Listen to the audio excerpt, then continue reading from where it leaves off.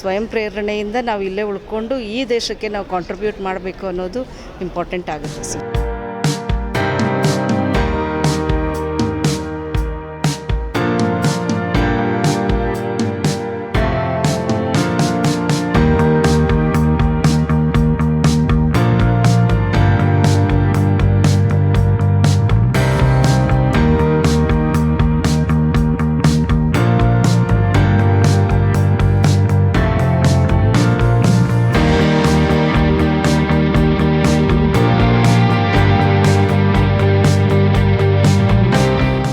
ಎರಡು ದಿನ ಕಾರ್ಯಗಾರಿಸಿದ ಸೊ ಮೊದಲನೇದಾಗಿ ಉದ್ಘಾಟನೆ ಚಾಲನೆ ಮಾಡಿದ್ದಾರೆ. ಈಗ ಎರಡನೇ ಬಾರಿ 2 ದಿನದಲ್ಲಿ ಕಾರ್ಯಕ್ರಮ ಯಾವುದಿದೆ ಸರ್? 2 ದಿನದಲ್ಲಿ ಪ್ಯಾನಲ್ ಡಿಸ್ಕಷನ್ಸ್ ಇರುತ್ತೆ. ಡೇ 1ನಲ್ಲಿ ಒಂದು ಪ್ಯಾನಲ್ ಡಿಸ್ಕಷನ್ ಇದೆ ಮತ್ತು ಟೆಕ್ನಿಕಲ್ ಸೆಷನ್ಸ್ ನಡೆಯುತ್ತೆ. ಸುಮಾರು ಒಂದು 220 ಪೇಪರ್ಸ್ ಬಂದಿದೆ ಸರ್ ನಮಗೆ. ಆ್ಯಂಡ್ ಆನ್ಲೈನ್ ಪ್ರೆಸೆಂಟೇಷನ್ ಸಹ ಇರುತ್ತೆ. ನಾಳೆ ಒಂದು panel discussion followed by technical sessions.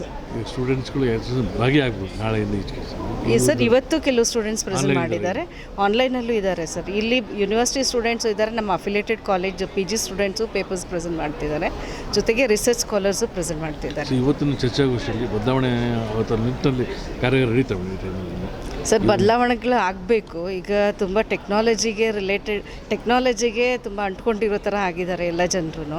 ಅದು ಬಿಟ್ಟು ಹ್ಯುಮ್ಯಾನಿಟಿಗೂ ಇಂಪಾರ್ಟೆನ್ಸ್ ಕೊಡಬೇಕು. ಮಾನವೀಯತೆ ಕೊನೆಗೆ ಉಳ್ಕೊಳ್ಳುತ್ತೆ.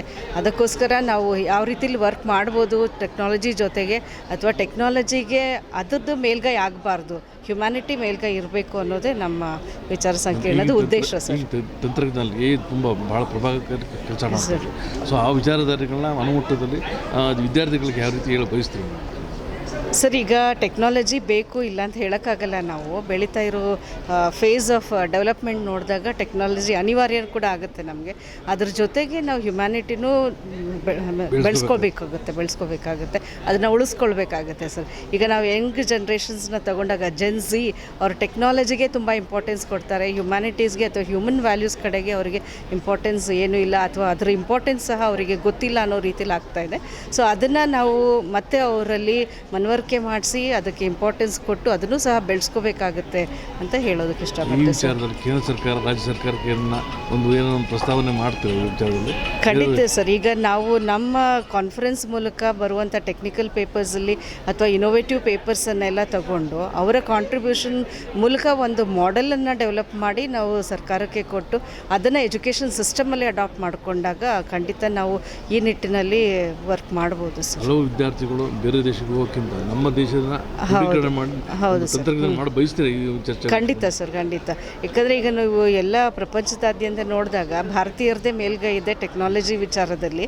ಸೊ ಆ ಟೆಕ್ನಾಲಜಿಯನ್ನು ನಾವು ಈಗ ನಮ್ಮ PM ಅವರಾಗಿರ್ಬೋದು ಅಥವಾ CM ಅಥವಾ ಗೌರ್ಮೆಂಟ್ ಲೆವೆಲಲ್ಲಿ ಪಬ್ಲಿಕ್ ಬಾಡೀಸ್ ಜೊತೆಯಲ್ಲಿ ಬೇಕಾದಷ್ಟು ಸ್ಕೀಮ್ಗಳನ್ನು ಹಾಕ್ಕೊಳ್ತಾ ಇದ್ದಾರೆ. ಮತ್ತು ಆ ಸ್ಕೀಮ್ಗಳು ಸಕ್ಸಸ್ ಆಗೋದಕ್ಕೆ ನಮ್ಮ ಯುವಜನತೆ ತುಂಬ ಕಾರಣಕರ್ತರಾಗಿರ್ತಾರೆ.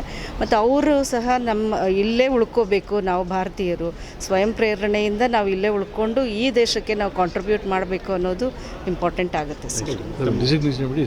Sir, professor and chairman department of commerce sir. Thank you sir.